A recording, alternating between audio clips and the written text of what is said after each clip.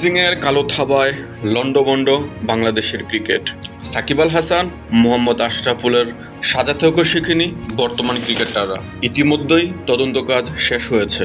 সংশ্লিষ্টদের সঙ্গে তদন্ত কমিটির ৩০০ ঘন্টার মতো অডিও রেকর্ডিংয়ের লিখিত রূপ দাঁড়িয়েছে ৩,০০০ পৃষ্ঠারও বেশি। তা থেকে প্রাথমিক রিপোর্ট তৈরির কাজও শেষ। সর্বশেষ একাদশ বিপিএলের স্পট ফিক্সিং তদন্তে বাংলাদেশের ক্রিকেট বোর্ড গঠিত ৩ সদস্যের স্বাধীন তদন্ত কমিটি আগামী সপ্তাহখানেকের মধ্যে সেই রিপোর্ট জমা দেবে বিসিবির সভাপতি আমিনুল ইসলামের কাছে। এর আগে সর্বশেষ একাদশ বিপিএলে ওঠা স্পট ফিক্সিং এর অভিযোগ খতিয়ে দেখতে গত ফেব্রুয়ারিতে সাবেক বিসিবির সভাপতি ফারুক আহমেদের নেতৃত্বাধীন পরিচালনা পরিষদ ৩ সদস্যের স্বাধীন তদন্ত কমিটি গঠন করে আপিল বিভাগের সাবেক বিচারপতি মির্জা হোসেন হায়দারকে প্রদান করে গঠিত কমিটির অপর ২ সদস্য আন্তর্জাতিক খ্যাতিসম্পন্ন আইনজীবী ডক্টর খালেদেশ চৌধুরী ও সাবেক ক্রিকেটার শাকিল কাশেম। ডক্টর খালেদেশ চৌধুরী জানিয়েছেন, চূড়ান্ত রিপোর্ট দেওয়া হবে আগামী মাসে, যেখানে সর্বশেষ বিপিএল এর সন্দেহজনক ঘটনা এবং অভিযুক্তদের এই ব্যাপারে বিস্তারিত তথ্য থাকবে। তবে বিষয়টি নিয়ে আরও তদন্তের প্রয়োজন আছে বলে মনে করেন কমিটি।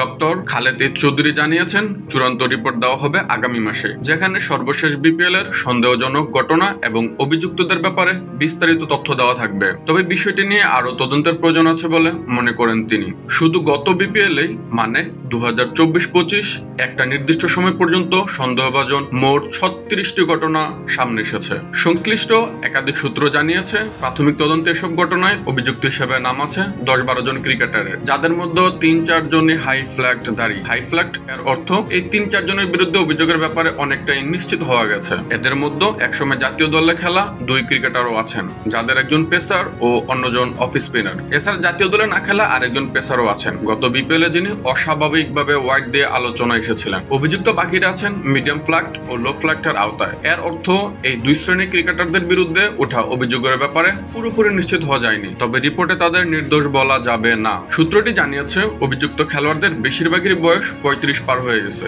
এবং বয়সের ফর্মের কারণে তাদের আর জাতীয় দলে খেলার সম্ভাবনা নেই।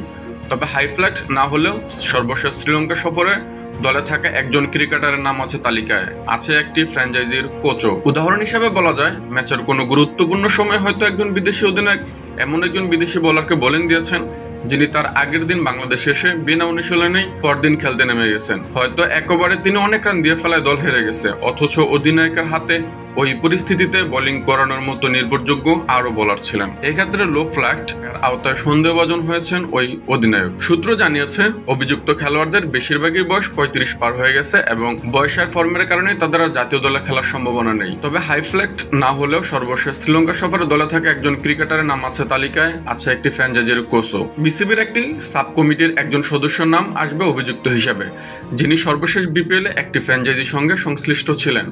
এর বাইরে কমিটি সুনির্দিষ্টভাবে 3টি ফ্র্যাঞ্চাইজির ব্যাপারে নিশ্চিত হয়েছে যে তারা সর্বশেষ বিপিএলে স্পট ফিক্সিং এর মতো অবৈধ কর্মকাণ্ডে জড়িত ছিল। ফ্র্যাঞ্চাইজিগুলো হলো দুর্বার রাজশাহী, সিলেট স্ট্রাইকার্স ও ঢাকা ক্যাপিটালস। অধিকতর তদন্তে পুরোপুরি নির্দোষ প্রমাণিত না হওয়া পর্যন্ত এসব ফ্র্যাঞ্চাইজি খেলোয়াড় ও কর্মকর্তাদের বিসিবির ক্রিকেটের কর্মকাণ্ড থেকে দূরে রাখার সুপারিশ করা হয়েছে। খেলা সম্প্রচারের দায়িত্বে থাকা প্রতিষ্ঠান ও টেলিভিশন চ্যানেল নিয়েও পর্যবেক্ষণ আছে তদন্ত কমিটির। বিশেষ করে যেসব টেলিভিশন চ্যানেলে বিভিন্ন সময় অনলাইন বেটিং এর বিজ্ঞাপন প্রচার হয়েছে, এরকম চ্যানেল ও সম্প্রচারকদের কাছ থেকে বিসিবিকে দূরে থাকার পরামর্শ দেওয়া হতে পারে। রিপোর্টে প্রাপ্ত তথ্য উপাত্তের ভিত্তিতে কমিটির মনে হয়েছে এসব চ্যানেল সংশ্লিষ্ট ব্যক্তিরা পরোক্ষভাবে স্পট ফিক্সিং এ জড়িত থাকতে পারে। জানা গেছে, শুধু বেটিং এর অবৈধ বিজ্ঞাপন প্রচার করেই একটি সম্প্রচারকারী প্রতিষ্ঠান বাজার থেকে 170 থেকে 180 কোটি টাকার মতো তুলে নিয়েছে। তদন্তে এও উঠে এসেছে যে বেটিং এর সঙ্গে সংশ্লিষ্ট সন্দেহভাজন এজেন্টরা অনেক সময় বিপিএল সংশ্লিষ্ট দায়িত্বশীলদের পৃষ্ঠপোষকতায় স্টেডিয়ামে কর্পোরেট বক্সে বসে খেলা দেখে থাকে, যেখানে বিসিবির দুর্নীতি দমন ইউনিটের তেমন একটা নজরদারি থাকে না। তদন্তে এও উঠে এসেছে যে বেটিং এর সঙ্গে সংশ্লিষ্ট সন্দেহভাজন এজেন্টরা বিসিবি মূলত সর্বশেষ বিপিএল এর ঘটনা তদন্ত কমিটি গঠন করলেও তদন্তে বিপিএল এর আগের 4 আসরের সন্দেহজনক বিভিন্ন ঘটনা সামনে এসেছে। বিপিএল গত 5 আসরেই যেমন স্পট ফিক্সিং হয়েছে, এমন সন্দেহভাজন ঘটনা পাওয়া গেছে 140টারও বেশি। সন্দেহভাজন স্থানীয় বিদেশি খেলোয়াড়ের সংখ্যা 60টারও অধিক, কারো কারো নাম আছে 2 থেকে 3-12। এসব ঘটনার মধ্যে অন্যতম 10ম বিপিএলে একটি ফ্র্যাঞ্চাইজিকে একটি নির্দিষ্ট ম্যাচ হারার জন্য জড়িতদের কাছ থেকে 400 কোটি টাকার প্রস্তাব দেওয়া হয়।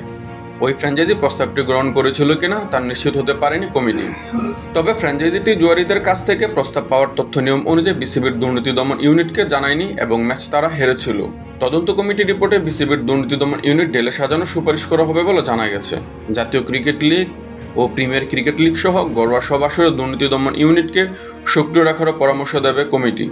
সম্প্রতি বিসিবি তাদের দুর্নীতি দমন ইউনিটের প্রধান হিসেবে নিয়োগ দিয়েছে আইসিসির দুর্নীতি দমন বিভাগের সাবেক কর্মকর্তা অ্যালেক্স মার্শালকে। অনলাইন বেটিং বন্ধে বর্তমান আইন সংস্কার করে তা যুগোপযোগী করার জোরালো সুপারিশ থাকবে রিপোর্টে। নতুন আইন করার প্রস্তাবও থাকতে পারে। কমিটি মনে করে আইনটি এমনভাবে হওয়া উচিত যেন এসব ঘটনায় দোষীদের বিরুদ্ধে বিসিবি নিজেরা আইনগত ব্যবস্থা নিতে পারে। বিসিবির দুর্নীতি দমন ইউনিটের বিরুদ্ধে স্বাধীন তদন্ত কমিটিকে সহযোগিতা না করার অভিযোগ আগে উঠেছিল। আইসিসির দুর্নীতি দমন বিভাগ ও বেটিং পর্যবেক্ষণকারী বিভিন্ন প্রতিষ্ঠানের প্রতি বিপিএলের সন্দেহজনক ঘটনা ও সন্দেহভাজনদের তালিকা বিসিবির দুর্নীতি দমন ইউনিটকে পাঠায়, কিন্তু বিসিবির দুর্নীতি দমন ইউনিটের কাছে সেসব তথ্য চেয়েও নাকি পায়নি কমিটি। স্বাধীন তদন্ত কমিটির এখতিয়ারের মধ্যে ফরেনসিক তদন্ত ছিল না, যে কারণে অস্বাভাবিক লেনদেন খুঁজতে অভিযুক্তদের ব্যাংক হিসাবও খতিয়ে দেখা যায়নি। রিপোর্টে এসব ঘটনার ফরেনসিক তদন্তের সুপারিশ করা হবে।